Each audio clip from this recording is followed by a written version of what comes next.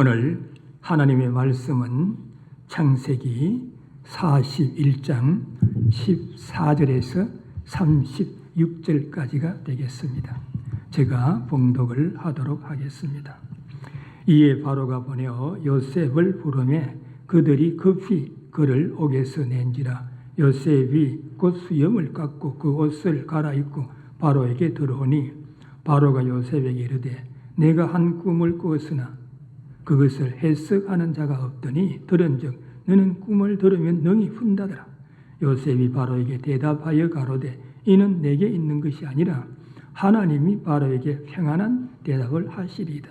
바로가 요셉에게 이르되 내가 꿈의 하숫가에 서서 보니 살찌고 아름다운 7 암수가 하숫가에 올라와 갈밭에서 뜯어먹고 그 뒤에 또 약하고 심히 흉악하고 파리한 7 암수가 올라오니 그같이 흉악한 것들은 애굽 땅에서 내가 아직 보지 못한 것이라.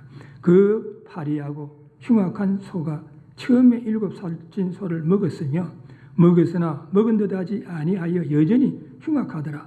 내가 곧 깨었다가 다시 꿈에 보니 한 줄기에 무성하고 충실한 7 이삭이 나오고 그 후에 또 세약하고 동풍에 많은 7 이삭이 나더니 그 세약한 이삭이 좋은 7 이삭을 삼키더라. 내가 그 꿈을 술객에게 말하였으나 그것을 내게 보이는 자가 없느니라. 요셉이 바로에게 고하되 바로의 꿈은 하나이라. 하나님이 그 하실 일을 바로에게 보이심이니이다. 7 좋은 암수는 7 회요 7 좋은 이삭도 7 회니 그 꿈은 하나이라. 그 후에 올라온 파리하고 흉악한 7 소는 7년이요 동풍에 말라 속이 빈 7 이삭도 7회 흉년이니 내가 바로에게 고하기를 하나님이 그 하실 일로 바로에게 보이신다 함이 이것이라. 온 애굽 땅에 7회 큰 풍년이 있겠고 후에 7회 흉년이 들므로 애굽 땅에 있던 풍년을 다 잊어버리게 되고 이 땅이 기근으로 멸망되리니 후에 든 그 흉년이 너무 심함으로 이전 풍년을 이 땅에서 기억하지 못하게 되리이다. 바로에게 꿈을 2번 겹쳐 꾸신 것은 하나님이 이 일을 정하셨습니다. 속히 행하시리니 이제 바로께서는 명철하고 지혜 있는 사람을 택하여 애굽 땅을 치리하게 하시고 바로에게서 또 이같이 행하사 국중에 이런 관리를 두어 그 7회 풍년에 애굽 땅의 5분의 1을 거두되 그 관리로 장차올 풍년의 모든 곡물을 거두고 그 곡물을 바로의 손에 돌려 양식을 위하여 각 성에 적치하게 하소서. 이와 같이 그 곡물을 이 땅에 저장하여 애굽 땅에 임할 7회 흉년을 예비하시면 땅이 그 흉년을 인하여 멸망치 아니하리이다. 아멘. 오늘은 바로의 꿈과 요셉이라고 하는 그런 제목하에서 같이 은혜를 나누기를 원합니다. 우리가 인생을 살아가면서 열심히 성실히 정직하게 살아간다고 해서 우리의 인생 여정이 평탄한 길만 걸어가게 되고 하는 일들이 모두 형통한 것이 아니라 때로는 예기치 못했던 어려움과 위기와 불행이 닥칠 때도 있습니다. 오늘 본문의 요셉은 형들의 미움과 시기로 애굽에서 팔려 시위대장 보디발의 종이 되어서 열심히 성실히 정직하게 일을 하다가 보니까 보디발의 신임을 얻어가지고 가정 총무가 되어서 가정의 모든 일을 도맡아 열심히 일을 했지만은 보디발 아내의 유혹으로 어려운 위치에 놓이게 되었고 유혹을 거절하다가 모함을 받아가지고 옥에 갇히는 신세가 되었습니다. 당시에 말이죠. 애굽의 법에 따르면은 종의 신분으로 상전의 아내를 갖다가 유혹한다거나 범하려고 했다거나 범한 자는 즉결 처형이었습니다. 그럼에도 불구하고 요셉이 처형을 당하지 않냐고 옥에 갇힌 것은 보디발이 평소에 정직하고 신실했던 요셉의 성품을 10분 고려했을 가능성이 있습니다. 또한 보디발이 평소 분명히 단정하지 못한 아내의 모함을 그대로 믿지 아니하였을 가능성도 있습니다. 그러나 더 나아가서 우리는 요셉이 처형당하지 아니하고 왕의 제수만을 가두는 옥에 갇히게 된 내적인 원인을 간과해서는 안 되는 것입니다. 즉 그것은 말이죠, 하나님께서 보디발 아내의 유혹을 물리치고 시험을 통과한 요셉을 적극 보호하신 결과로 보아야 할 것입니다. 즉 요셉이 말이죠, 옥에 갇힌 것은 후일 애국왕 바로를 알현하게 되는 결정적인 배경이 되는 것입니다. 바로의 말이지 두 간원장이 왕의 노여움을 산 결과 요셉이 갇힌 감옥에 갇히게 되고 그로 인해서 요셉과 쌍명케 되는 것입니다. 단지 말이죠, 요셉과 두 간원장의 만남만이 중요한 그런 의미를 가지고 있습니다. 술 맡은 간원장과 떡 굽는 간원장이 옥에 와서 같은 날 밤에 말이죠, 그들이 꿈을 꾸었습니다. 꿈을 꾸고 나서 번민할 때에 요셉이 그 꿈을 해몽을 해 주었습니다. 술 맡은 간원장에게는 사흘 안에 복직을 하게 될 것이라 라고 했고, 떡 굽는 간원장에게는 사흘 안에 바로가 당신의 머리를 끌어서 죽일 것이다 라고 이렇게 했었습니다. 그 해몽대로 술 맡은 간원장은 복직이 되었고 떡 굽는 간원장은 처형이 되었습니다. 창세기 40장에 그러한 내용이 기록이 되어 있습니다. 여기서 우리가 한번 생각해 볼 것은 하나님께서는 요셉으로 하여금 옥중의 두 간원장을 통해서 애굽의 바로 왕에게 나아갈 수 있는 길을 여시기 위해서 지금까지의 요셉의 여정을 인도하신 것이라고 볼 수가 있습니다. 이와 같이 하나님은 자신의 계획을 이루시기 위해서 여러 가지 모습으로 섭리를 하신다는 것입니다. 그리고 하나님의 때가 이르면 한치의 오차 없이 약속과 계획을 역사 속에 실현을 시킨다는 것입니다. 그러므로 우리는 어려움과 시련 가운데 처할 때 먼저 하나님의 섭리가 무엇인지 깨달으려고 하는 그런 지혜가 필요한 것입니다. 그리고 끝까지 인내로서 하나님의 섭리의 손길을 의뢰하는 믿음과 소망이 필요한 것입니다. 오늘 본문의 요셉은 보디발 아내의 모함으로 옥에 갇히는 어려움과 시련이 닥치자마는 끝까지 인내함으로 옥에서 술 맡은 간원장을 만나게 되고 그의 꿈을 해몽함으로 후일 그의 청구로 인해서 옥에서 나와서 애굽의 바로 왕의 부름을 받게 되고 당당히 바로 왕의 꿈을 해몽하며 그 꿈에 대한 대비책을 제시하는 내용이 오늘 본문 속에 기록이 되어 있습니다. 그래서 오늘 본문의 첫 번째 파트인 14절에서 24절에 보면 꿈을 꾼 바로 왕이 요셉을 부름에 대해서 말씀하고 있습니다. 특별히 14절에서 15절에 보면 바로의 부름을 받은 요셉에 대해서 말씀하고 있습니다. 이에 바로가 보내어 요셉을 부르매 그들이 급히 그를 옥에서 낸지라. 요셉이 곧 수염을 깎고 그 옷을 갈아입고 바로에게 들어오니 바로가 요셉에게 이르되 내가 한 꿈을 꾸었으나 그것을 해석하는 자가 없더니 들은즉 너는 꿈을 들으면 능히 푼다더라. 이에 바로가 보내어 요셉을 부르매 바로 왕이 말이죠, 자신이 꾼 꿈의 불길함을 가지고 번민을 하니까 이때 술 못한 간원장이 옆에서 바로 왕이 말이죠, 번민하는 것을 보고 자신이 감옥에 갔을 때 자신의 꿈을 해몽한 대로 복직이 된 사실을 기억하고 요셉을 청구함으로 바로가 말이지 사람을 보내가지고 요셉을 불렀다는 것입니다. 동서고금을 막론하고 꿈은 미래의 일을 예견하는 중요한 징조로 여겨져 왔습니다.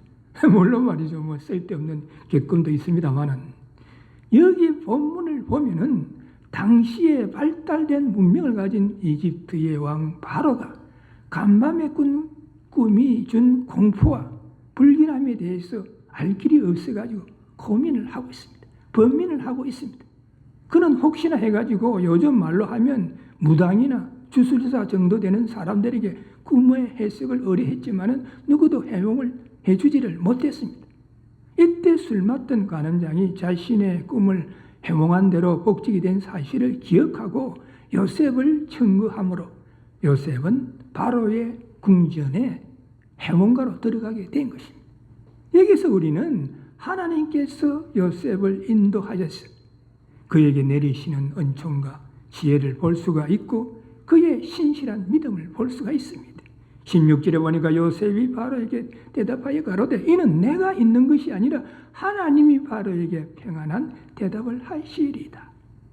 15절 후반절에 바로 왕이 요셉에게 너는 꿈을 들으며 능히 푼다더라 라고 이야기를 하니까 이에 대해서 요셉이 대답하기를 이는 내게 있는 것이 아니라 하나님이 바로에게 평안한 대답을 하시리이다. 만일 말이죠, 우리가 꿈을 해몽하고 앞날을 예언하고 알아맞추는 능력을 가졌다라고 우리가 한번 가정을 해봅시다. 그리고 이 세상 사람들이 흠모하는 고위직에 오르게 될 기회를 가졌다라고 한번 가정해 봅시다. 그러면 조금은 흥분되고 감격해 할 것이고 많은 사람들이 자신을 떠받들고 높여주는 것을 누리고자 하는 그런 생각을 하게 될 것입니다. 그러나 이는 하나님의 도우심과 전적인 은혜로 인한 결과라는 사실을 쉽게 잊어버린 태도라고 볼 수가 있습니다. 여기 본질의 요셉의 모습은 어떠합니까?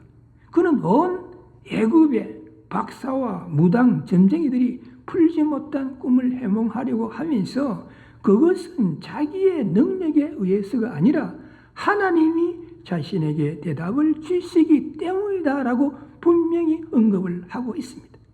게다가 요셉은 꿈의 해몽을 의뢰한 바로 왕에게 평화의 메시지가 하늘로부터 올 것이라고 하는 위로와 안심의 인사도 전하고 있습니다.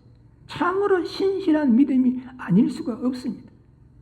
우리 역시 말이죠. 우리에게 되어지는 모든 일들을 바라보면서 그것이 내가 잘나고 똑똑해서가 아니라 하나님의 전적인 은혜로 말미암아 가능해진 일이었음을 인정하고 고백하는 신실한 그런 믿음을 가져야 될 것입니다. 그래서 말이죠. 오늘 본문의 17절에서 24절에 보면 바로 왕이 자신의 꾼 꿈을 갖다가 요셉에게 설명을 하는 것입니다. 17절에서 18절에 보면 바로가 요셉에게 이르되 내가 꿈에 하숫가에 서서 보니 살찌고 아름다운 7 암소가 하숫가에 올라와 갈밭에서 뜯어 먹고라고 이야기를 하고 있습니다. 여기서 우리는 시대적인 배경을 볼 필요가 있습니다.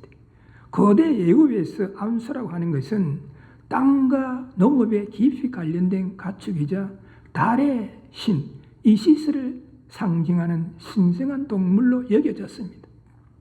이 암소가 하수에서 올라온다는 것은 나일강이 연례적으로 범람해가지고 강 유역을 기름지게 하는 자연 현상을 표현한 것입니다. 이는 결국 애굽 농사의 풍년이 될 것을 예고한 것으로 해석할 수가 있습니다.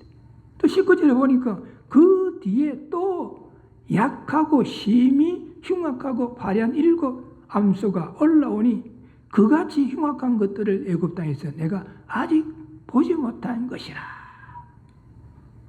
여기서 흉악한 하는 이 언어의 뜻은 나쁜, 악한, 해로운 등의 뜻을 가지고 있습니다.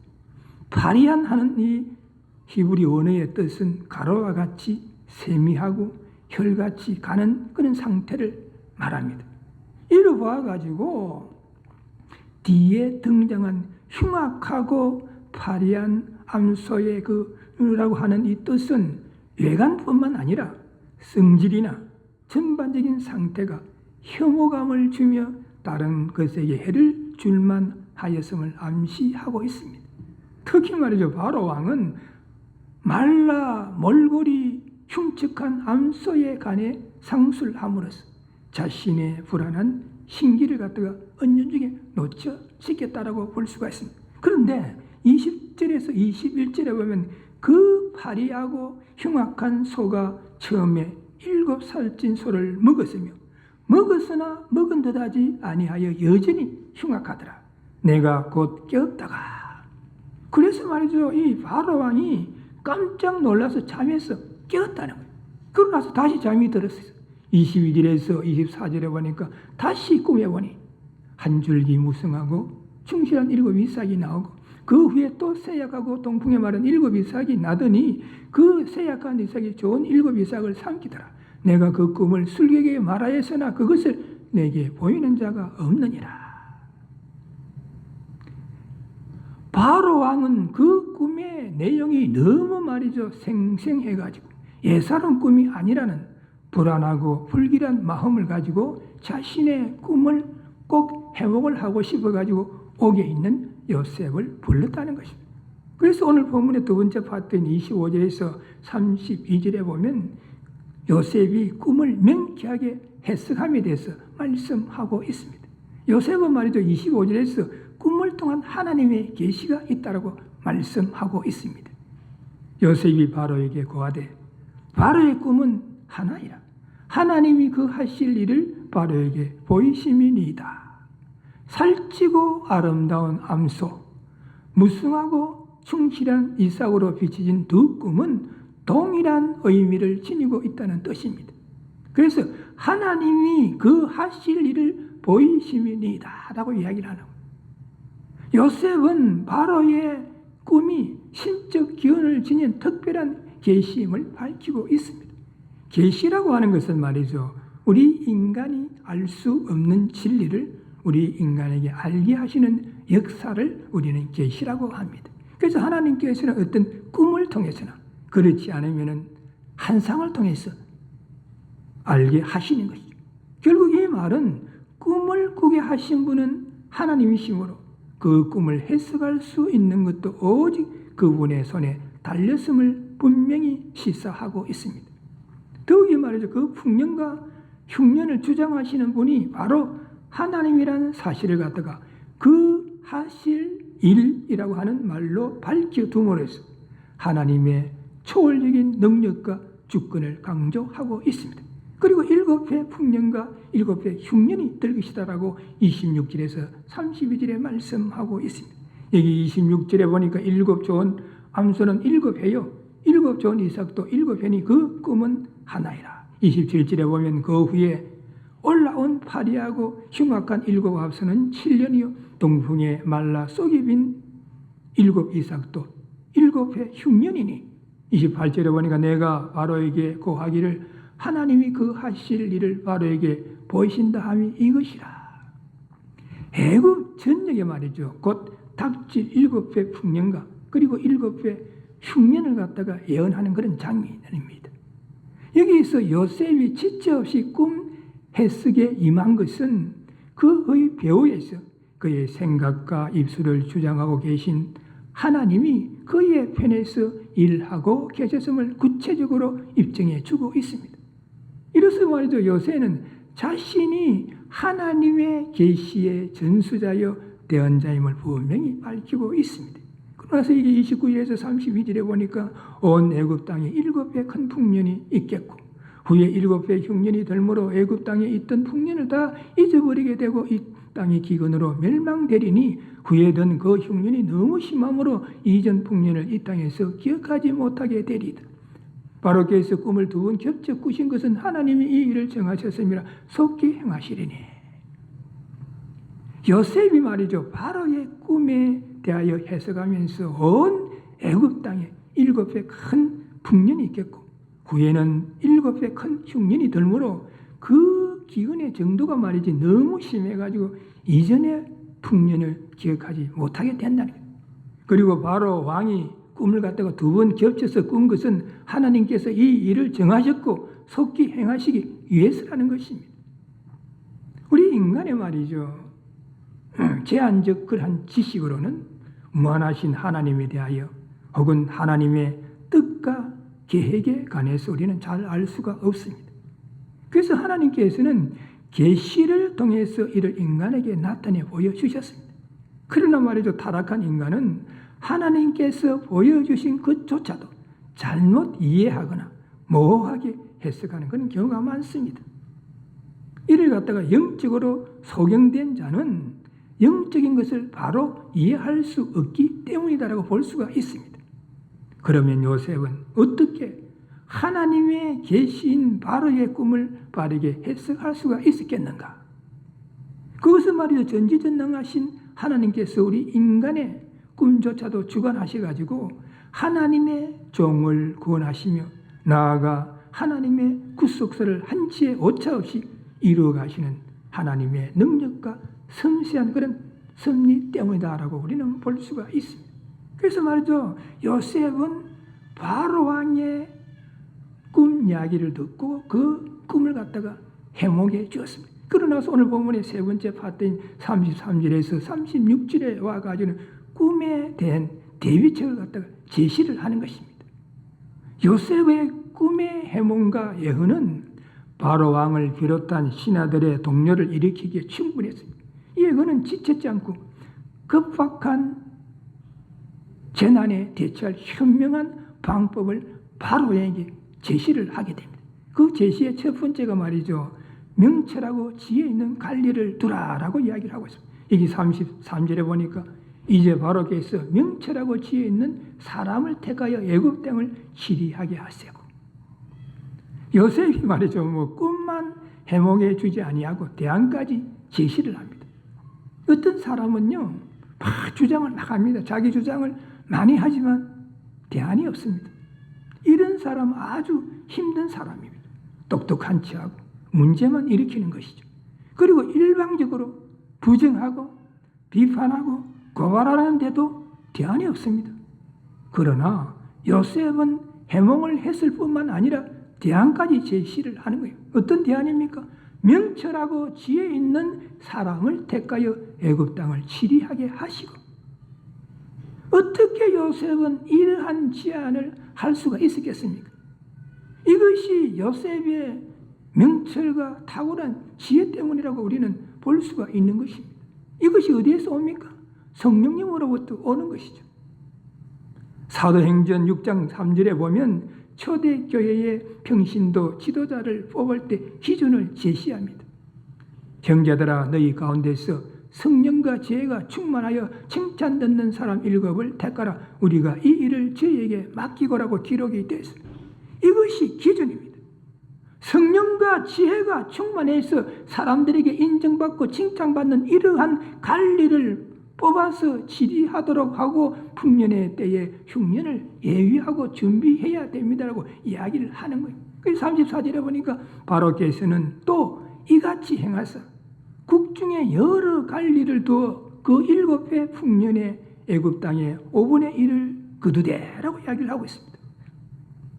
풍년이 오게 되면 잘못하면 말이죠, 백성들이 풍년이다 라고 이래가지고 말이죠, 먹고 마시고 낭비하고 사찰 가능성이 있지 않습니까? 그래서 그것을 관리를 하고 또한 20% 그러니까 곡물의 5분의 1을 갖다가 세금으로 거둬가지고 다가올 흉년에 대비해야 됩니다라고 이야기를 합니다. 그래서 말이죠, 35절에 보니까 뭐라고 이야기를 하고 있습니까? 그 관리로 장차 올 풍년의 모든 곡물을 거두고 그 곡물을 바로의 손에 돌려 양식을 위하여 각 성에 적치하게 하소서. 명철하고 지혜 있는 관리로 7년의 풍년기간 동안 백성에게서 거둬들인 5분의 1 양곡을 왕의 근위와 통제 아래 두라는 것입니다. 즉 아무나 말이죠, 관리하는 것이 아니라 왕의 통제 아래 두고 각 성에 보관을 해가지고 철저하게 관리를 해야 된다는 것입니다. 이러한 조치는 말이죠, 자연의 재난을 효율적으로 체계적으로 극복하는 현명한 방법이 아닐 수가 없습니다. 위기에 직면한 공동체가 마음을 합하고 지혜를 모을 때 그 위기를 극복할 수 있는 것입니다. 그래서 요셉은 36절에서 결론적으로 말합니다.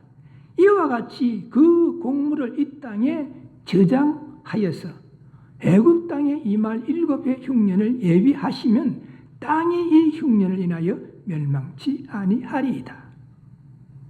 결론의 말이 너무 좋습니다. 예비하시면 땅이 흉년을 인하여 멸망치 아니하리이다. 예비하면 말이죠, 어떤 위기가 와도 극복하고 살아날 수 있다는 것입니다. 저는 이 말씀을 현재의 우리에게 적용을 한다라고 하면은 세계적인 불경기로 인하여서 어려워하고 힘들어하는 모든 사람들에게 주신 것이라고 생각합니다. 세계적인 불경기로 인해서 어떤 어려움과 위기가 와도 하나님의 사람들, 지혜로운 사람들, 명철한 사람들, 리더십 때문에 살아날 수 있다는 것이 아니겠습니까? 이 일을 이루기 위해서 우리 믿는 자들이 명철하고 지혜로운 사람이 되어서 어디에 가든지 필요로 하는 사람, 다른 사람의 어려운 문제와 위기를 해결해 줄 수 있는 믿음의 소유자가 되어야 할 것입니다.